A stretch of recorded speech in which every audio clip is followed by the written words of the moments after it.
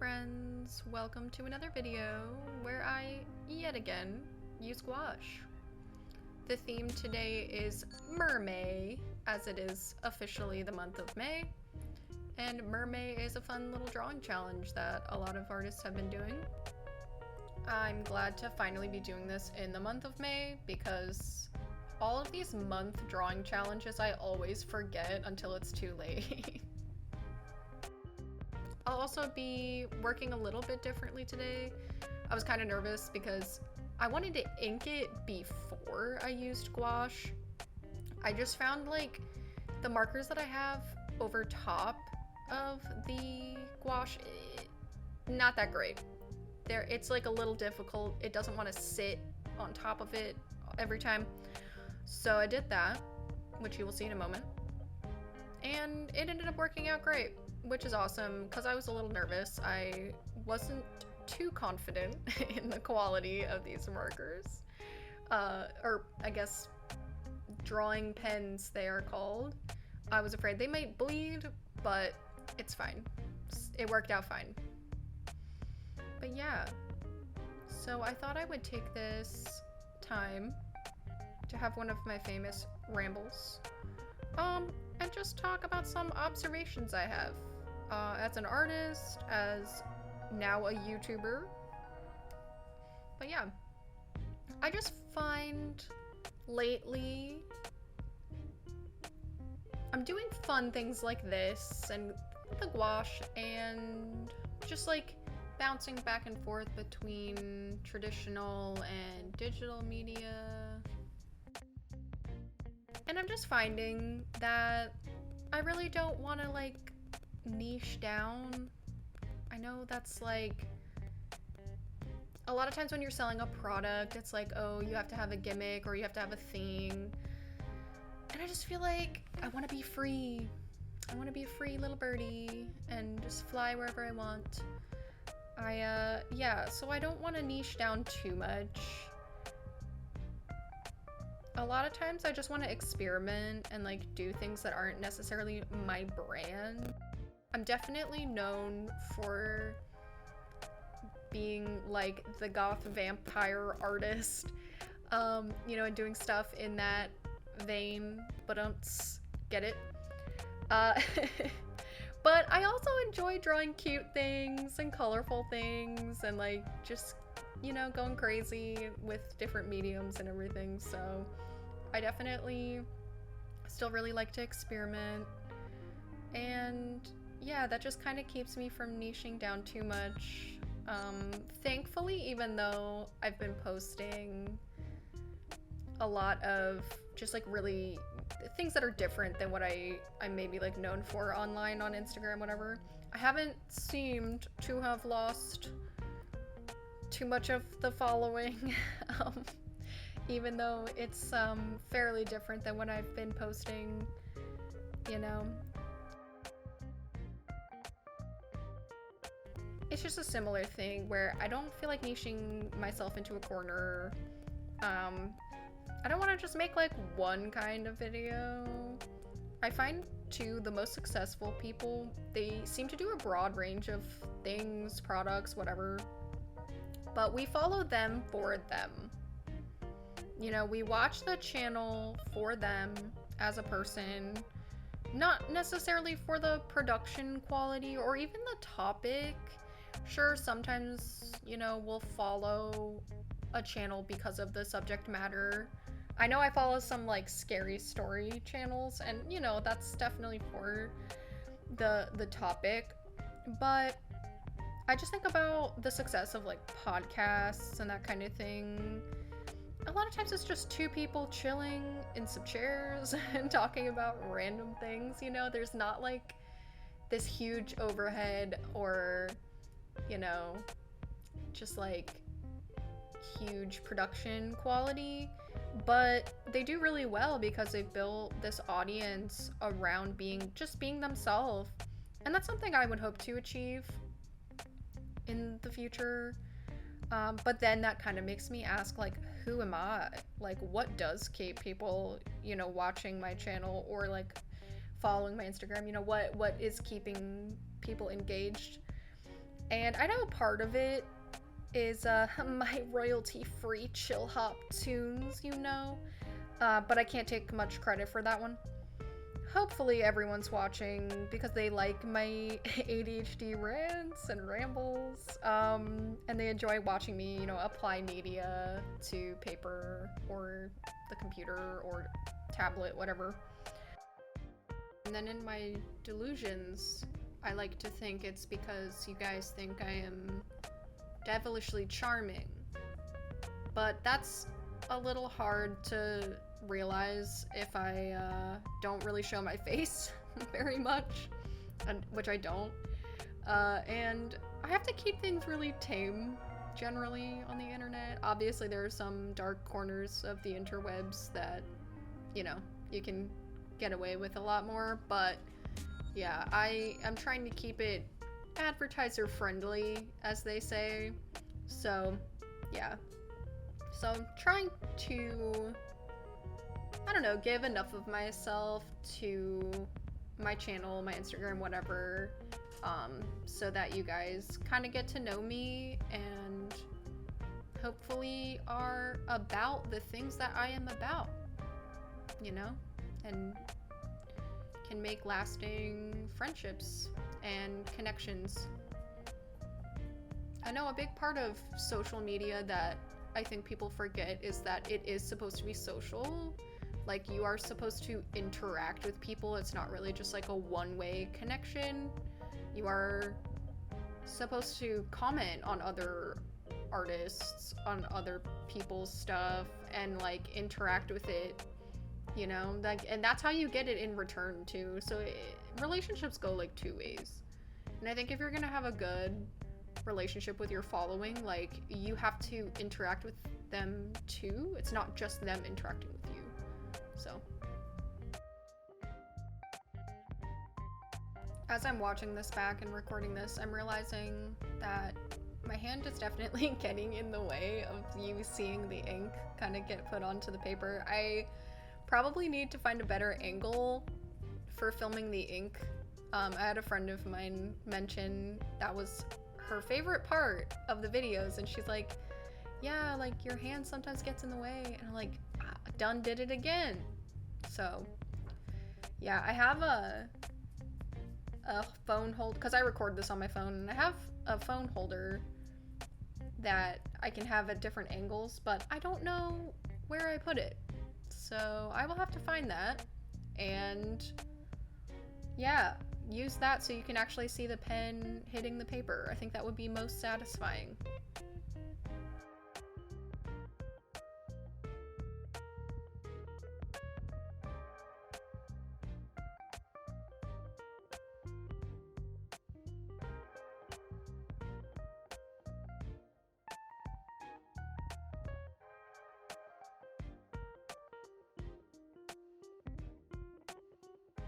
So today's inspiration for our mermaid is an electric eel, because I've never seen an eel mermaid before, and I thought that would be pretty cool.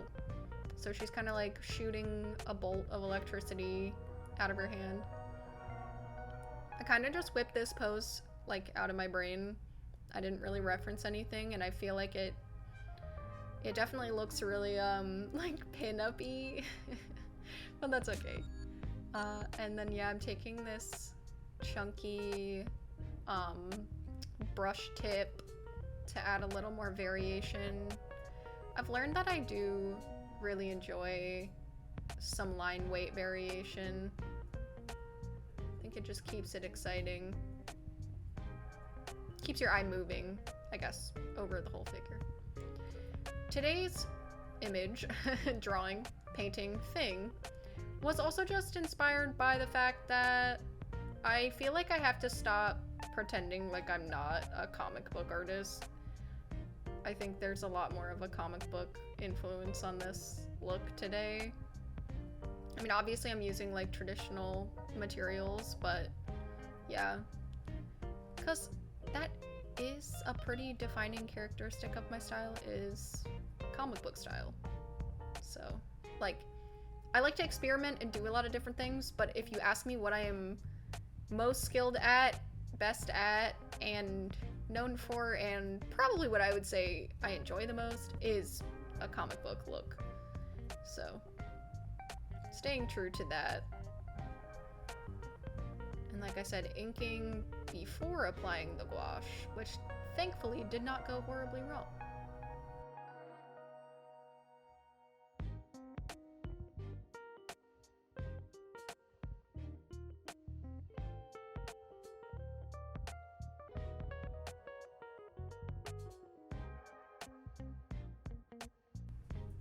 One observation I had while creating this was, I feel like my color theory needs some help. She's hurting. I don't hate how this ended up turning out, but yeah, I do think that the color story could make more sense. I've been watching a lot of sketches of Shay on YouTube. Love, love, love their work.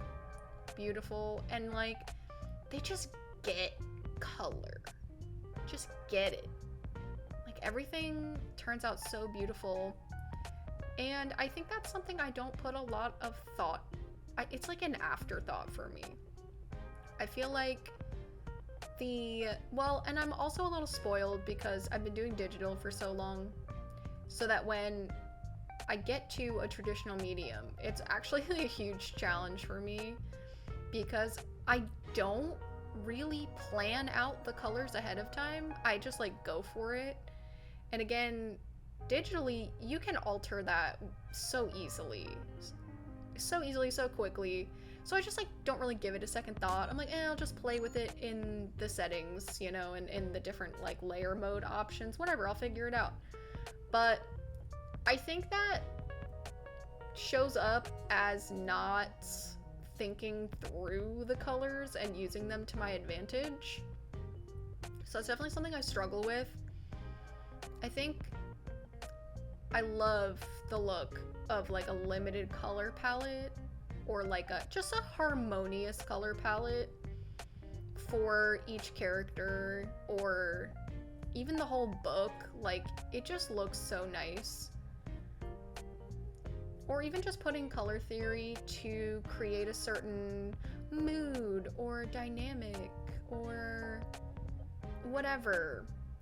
I think there's just a lot of artists out there, probably mostly traditional painters, because they kind of have to think before they apply the medium. Like, when you're working with traditional, you have to think a lot more ahead of time about the color story, and also about like where the highlights are gonna go, and like how is light bouncing.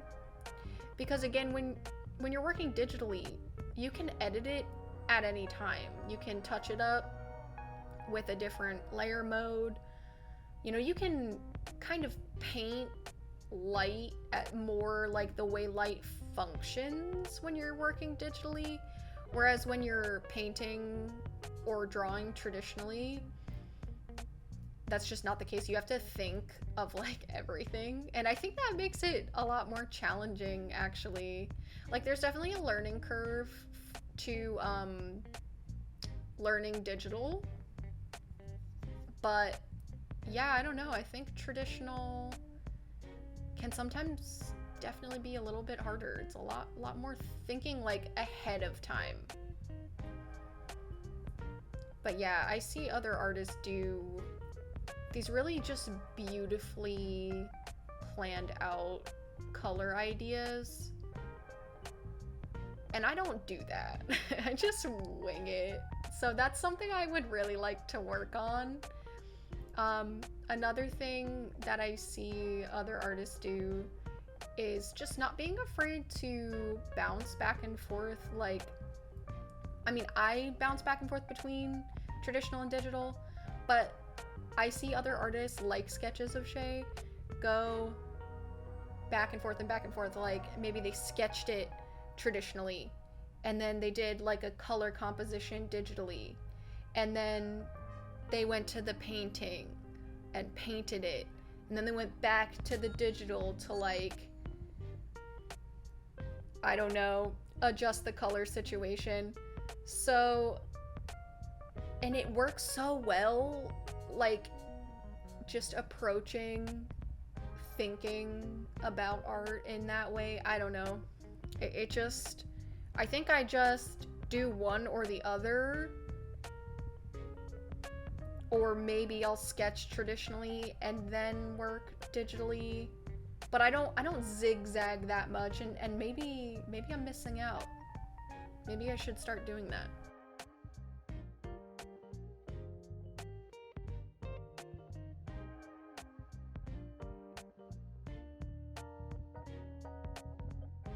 I swear every time I do one of these gouache pieces, it is such a trust the process situation.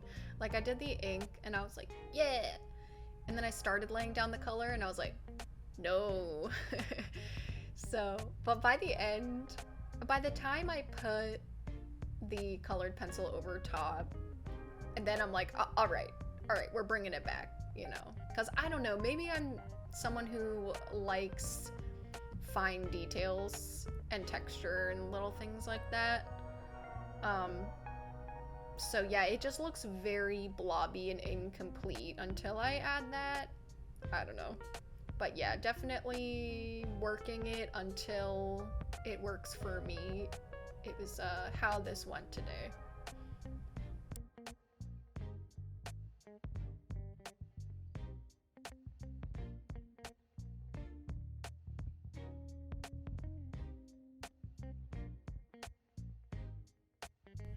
Before I made this today, I really was contemplating doing like a horrifying, scary mermaid siren thing. Basically I was gonna have like a whole giant eel be the bottom half. I still might do that. The month is young, it is still Mermay. So I might even do that next time. But yeah, like this is maybe the pretty mermaid and I can do like the scary mermaid another week, but yeah, just having like this big scary eel as like the main, the bottom part of the body. And then, oh man, you know those like creepy fish that'll like dangle a lure and then catch the other fish? Maybe it's something like that where it's like a big scary eel on the bottom and just like a vestigial pretty lady on top. Like that's like not where the brain is, that's like just the lure.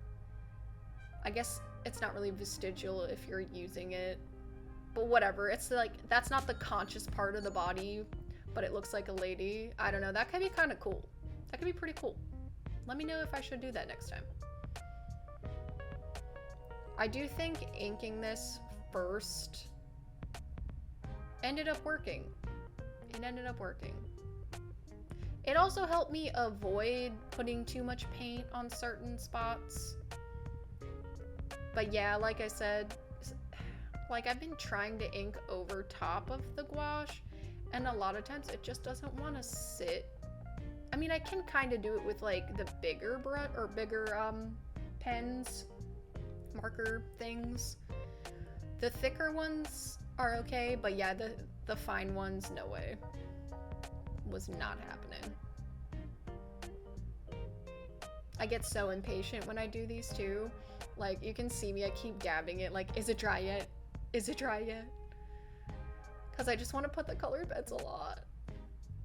I'm very much the type of person that works a la prima, I think that's the term. I've probably said this before, but I like to do it all at once. I like to do the whole thing in one sitting and just get it done. So things that take a long time to dry kind of drive me crazy. Like, I wasn't bad at oil painting when I tried it, but yeah, the long waits in between layers, girl, that was not for me. I definitely preferred acrylic. It was funny too. I remember in one of my painting classes, we had to use oil paint for like every project. And then I asked if I could do an acrylic like base paint and then do oil on top, and I got permission to do that. So I'm painting in class and my teacher comes over and she was like, wow, this looks amazing. Like, what, da da da. And then I was like, oh, this is the underpainting. Not to brag, it sounds like I'm bragging right now. Oh yeah, you know, my painting was just so good. But anyway, I was like, oh, this is just the underpainting. Like, this was the acrylic I'm not really supposed to be using. And she kind of like looked at it up and down and was like, you know what, you can keep it. So I thought that was funny. I do think maybe for the purposes of her class, that acrylic was not ideal, but if you're just way more comfortable with it, then it ended up being fine. But yeah, I mean, the point of the class was to like learn oil painting, so I see why I was maybe not supposed to do that for my projects, but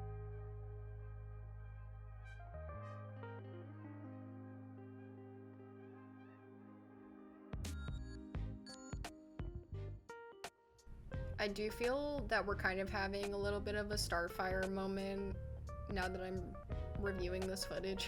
She has like the orangey skin and like the red hair. I mean, it doesn't look exactly like Starfire, but kind of similar. And for the tail, like I said, I was trying to channel an eel. There's a lot of eels that are kind of greenish, so I just sort of played that up.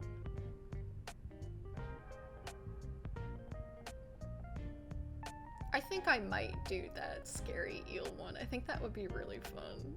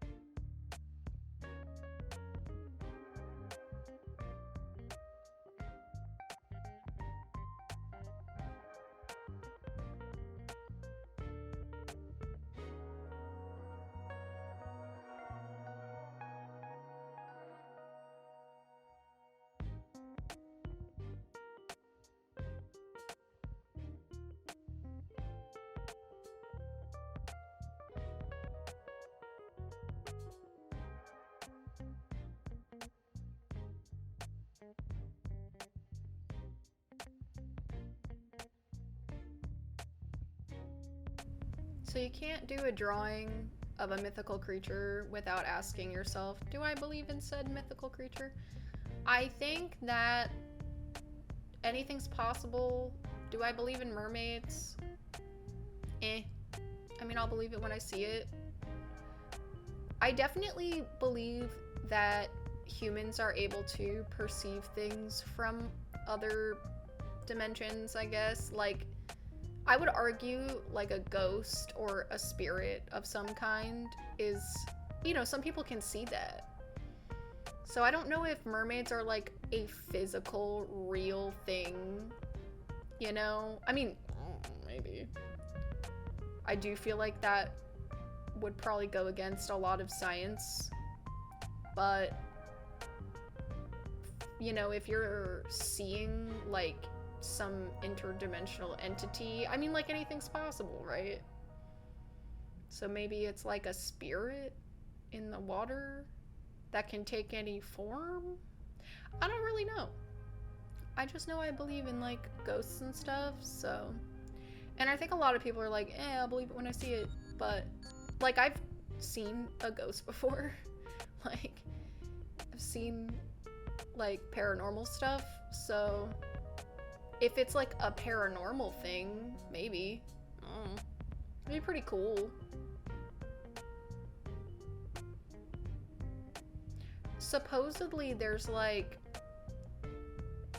a whole, I don't know what book it is, but there's supposed to be a marine kingdom of like demons. That's supposed to be like a Christianity thing. I don't know how true that is because I had never heard of it until like recently on the internet, but yeah, apparently that's a thing. But yeah, they're basically like demons that live in the ocean. So who knows? Maybe that's what mermaids are.